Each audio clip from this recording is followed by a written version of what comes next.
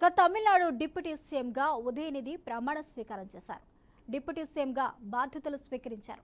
తమిళనాడులో మంత్రివర్గం పునర్వ్యవస్థీకరణ జరిగింది. కొత్త మంత్రులుగా పలువురు ఎమ్మెల్యేలు ప్రమాణం చేశారు. తమిళనాడు గవర్నర్ వారందరితో ప్రమాణం చేయించారు.